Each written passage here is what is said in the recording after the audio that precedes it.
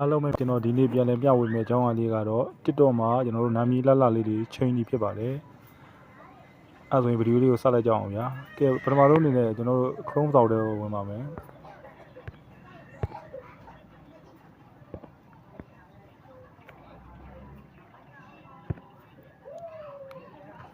အဲဆိုရင်ကျွန်တော်တို့ဒီနေရာမှာစဆိုတဲ့နေရာလေးမှာကျွန်တော်တို့ရိုက်ရှာရမှာပြီ။အဲတော့ဘယ်လိုရိုက်ရှာမလဲဆိုရင် www.nicename.site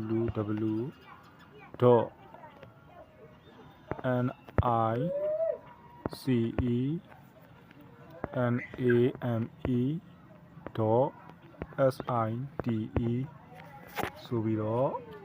ရိုက်ရှာလိုက်ပါโอเคဒီလိုလေးတွေ့ရမှာမယ်အဲဆိုရင်ကျွန်တော်တို့ကမိတ်ဆွေတို့က TikTok မှာ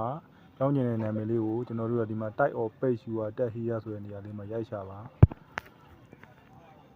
အဲဆိုရင်ကျွန်တော်တို့ကြောင်းကျင်တဲ့နာမည်လို့ရိုက်လိုက်ပါမယ်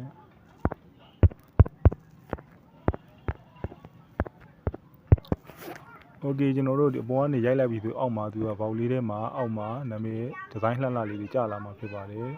အဲ့တော့ဒီထက်ကကိုကြိုက်တဲ့နာမည်လေးကိုကျွန်တော်တို့ copy ယူရမှာဖြစ်ပါတယ်โอเคကျွန်တော်ဒီထက်တစ်ခုကို copy ယူပြပါမယ်အဲ့တော့ကျွန်တော်ကဒီအောက်မှာပေါ့နော်ဖောင်းလေးအများကြီးရှိပါတယ်ဒီဇိုင်းလှလှလေးတွေ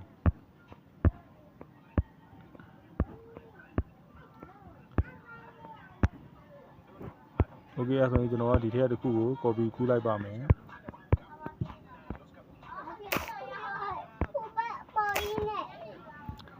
โอเคဒီနေရာမှာ copy ကူးဖို့အတွက်ဆိုရင်ကျွန်တော်တို့copy ကူးခြင်းတဲ့နာမည်လေးကိုကျွန်တော်တို့က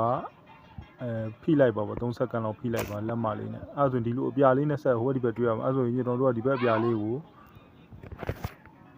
ဒီဘက်ကိုအပြည့်ဆွဲလိုက်ပါ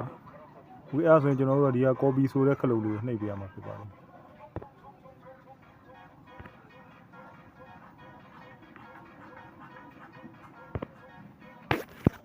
အဲ့ဆိုရင်ကျွန်တော်တို့နာမည်လေး copy ယူပြီးဖြစ်ပါတယ်အဲ့ဆိုရင်ကျွန်တော်တို့ TikTok ကိုသွားပါမယ်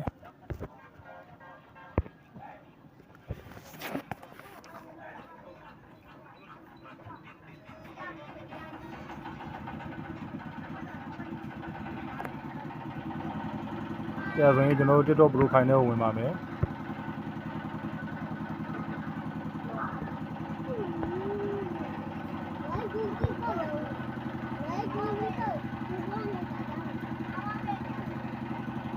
โอเคဒီနေရာရောက်ပြီဆိုကျွန်တော်တို့ကနာမည်ချင်းမှာဖြစ်တဲ့အတွက် edit ဆိုတာလေးကိုတစ်ချက်နှိပ်ပေးပါโอเคကျွန်တော်တို့ကဒီမှာ name နဲ့ user name ရှိပါတယ်အဲ့တော့ကျွန်တော်တို့က name ကိုနှိပ်ပေးပါ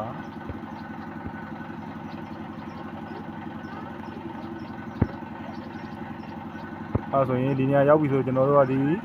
ရှိပြီးသားနာမည်ကိုချက်လိုက်ပါမယ်ဟုတ်ပြီအဲ့ဆိုရင်ကျွန်တော်နာမည်တစ်ချိန်မှာဖြစ်တဲ့အတွက်ခုန copy ကူးလာတဲ့ဟာလေးကိုကျွန်တော်တို့ဒီနေရာမှာပတ်ထည့်ပေးရမှာပေါ့နော်အဲ့ဆိုရင်ကျွန်တော်တို့ဒီနေရာလေးမှာလက်မလေးနဲ့3စက္ကန့်လောက်ဖိလိုက်ပါโอเคအဲ့မှာပတ်ဆိုတာလေးပေါ်လာမှာ PAST ဆိုတာလေးကိုနှိပ်ပေးပါโอเคခုနကူးလာတဲ့ဟာလေးကိုကျွန်တော်တို့ထပ်ပြီးဖြစ်ပါတယ်အဲ့ဆိုရင်ကျွန်တော်တို့ဒီထပ်ပြီးဆိုရင်အပေါ်နားလေးက save ဆိုတာလေးကိုနှိပ်ပေးပါ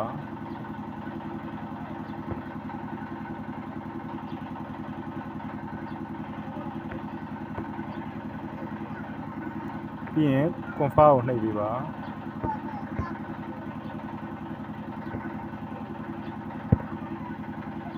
ကဲအဲ့ဆိုရင်တော့ကျွန်တော်တို့